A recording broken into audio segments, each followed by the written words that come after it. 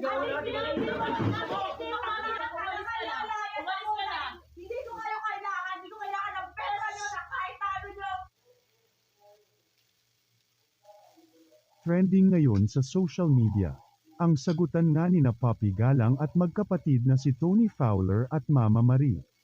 Matapos nga lumabas ang tunay na ugali ni Poppy, hindi mapigilan ni Poppy Galang ang kanyang emosyon.